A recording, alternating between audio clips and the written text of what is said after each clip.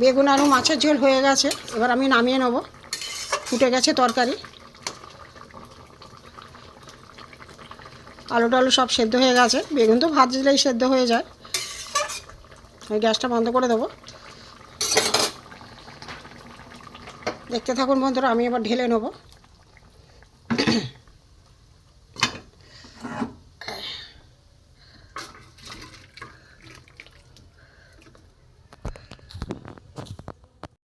বন্ধুরা, আমার সর্ষে বাটা বেগুন আলু দিয়ে মাছের ঝোল হয়ে গেছে। এখানে আমি একটুখানি সর্ষের তেল দিয়ে দেবো। সর্ষের তেল দিয়ে দিয়েছি। এই চ্যানেলে যারা নতুন অবশ্যই একটা সাবস্ক্রাইব করে দেবেন, আপনাদের কাছে অনুরোধ থাকলো।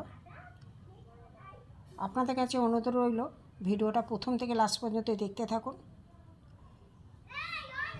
কমেন্ট করে জানাবেন, লাইক করবেন, শেয়ার করবেন। চলুন কিভাবে প্রথম থেকে করেছি ভিডিওটা দেখতে থাকি। চলুন যাই। মাছগুলো একটু উল্টো পাল্টে দেবো, উল্টো পাল্টে ভেজে নেব। আমি কড়া থেকে ছাড়ছে না, একটু পরে দেখাচ্ছি। মাছগুলো ভেজে নেব, উল্টে দেবো। একদিকটা হয়ে গেছে, খুব সুন্দর সেন্ট ছেড়েছে। ইলিশ মাছের ছোটো ছোটো ইলিশগুলো, বড় ইলিশ নয়, এগুলো ছোটো ছোটো ইলিশ।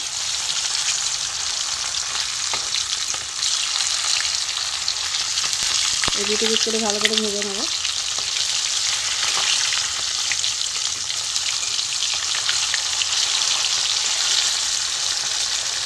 পিঠটা হয়ে যায়।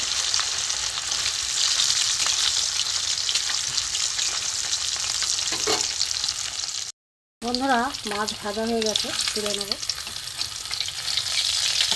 তেল ঝরিয়ে তুলে নেব। হালকা করে ভেজেছি, ইলিশ মাছের মধ্যে তো বেশি ভাজলে শক্ত হয়ে যাবে, চেষ্টা থাকবে না। দুটো মাথা দিয়ে দিলাম।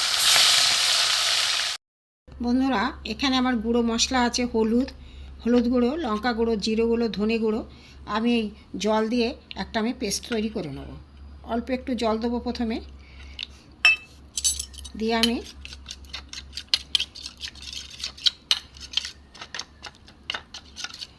একটা মাছের রেসিপি করব। প্রথমে আমি মশলাগুলো একসাথে গুলে নিলাম। দেখতে থাকুন বন্ধুরা, মাছের একটা রেসিপি করব। দুরকম সর্ষে নিয়েছি, রায় সর্ষে, কালো সর্ষে, কাঁচা লঙ্কা, নুনটা নিয়েছি কেন, সর্ষেটা যদি একটু তেতো হয়, যার জন্য নুন দিয়ে বাটলে এটা তেতো হয়নি। এবার আমি জল দিয়ে একটুখানি বেটে নেবো, এই শিলনোড়ায় বেটে নেব। বন্ধুরা, সর্ষে আমি বেটে নিয়েছি, দুরকম সর্ষে, কাঁচা লঙ্কা, নুন দিয়ে। এবার আমি আলাদা একটা জায়গায় তুলে নেব, বাটির মধ্যে তুলে নেব। মাছের একটা রেসিপি করব, দেখতে থাকো। মাছের তেলে বেগুন ভেজে নেব। মাছের যে তেলটা ছিল ওটা আমি লাল লাল করে একটু বেগুনগুলো ভেজে নেব। এখানে আলু কাটা আছে, এখানে পেঁয়াজ আছে। বেগুনটা ভাজা হোক, বেগুনটা একটু ভালো করে ভেজে নেব।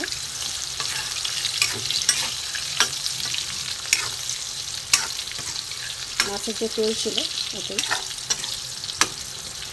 বেগুন ভাজা হয়নি এখনো, মাছের তেল উঠেছে অনেকটা। বন্ধুরা, বেগুন ভাজা হয়ে গেছে, আস্তে আস্তে আমি তুলে নেব।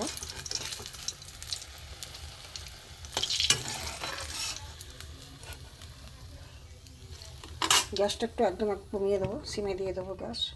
এবার যা তেল আছে আমি এতে কালো জিরে দিয়ে দেবো। কালো জিরে দিয়ে পেঁয়াজ দিয়ে দিলাম, পেঁয়াজটা একটু নেড়ে দেবো।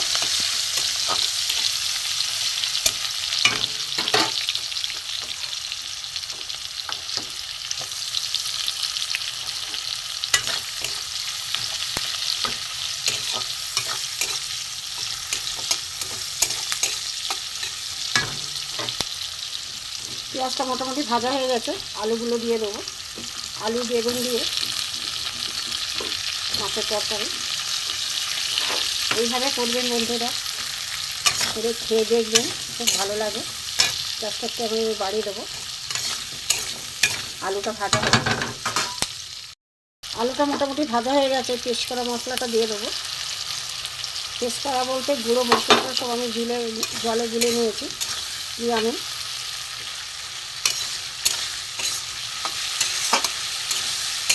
একটু কষিয়ে নেব। নুন দিয়ে দেবো, একটু নাড়বো ভালো করে।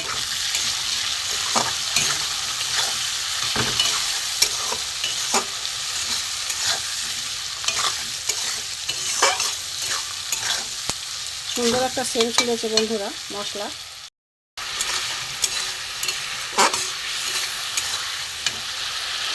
মশলা জলটা পুরোটা দিয়ে দিলাম।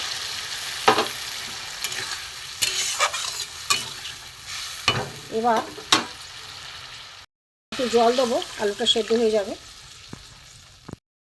বন্ধুরা দেখুন, আলু আমি চাপা দিয়ে গেছিলাম, আলু সেদ্ধ হয়ে গেছে পুরো। এখানে আমি সর্ষে বাটাটা দিয়ে দেবো, এতে একটু জল দেবো।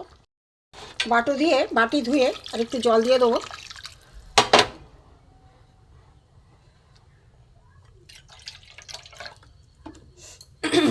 আর একটু জল দিয়ে দিলাম। এবারে ঝোলটা মোটামুটি ফুট ধরেছে। আমি এখানে এই বেগুন ভাজা আছে, বেগুন ভাজাগুলো দিয়ে দেবো। বেগুন ভাজা দিয়ে দেবো। এবার ফুটে উঠে তারপরে মাছটা দেবো। বেগুনটা বেশি ঘাঁটলে হবে না, যার জন্য আলু সেদ্ধ করে নিয়েছি আগে। বন্ধুরা এইভাবে করে দেখবেন, খুবই ভালো লাগে গরম ভাতে। ঝোল ফুটে গেছে, এবার আমি মাছগুলো দিয়ে দেবো। বেগুন দিয়ে দিয়েছি আগে।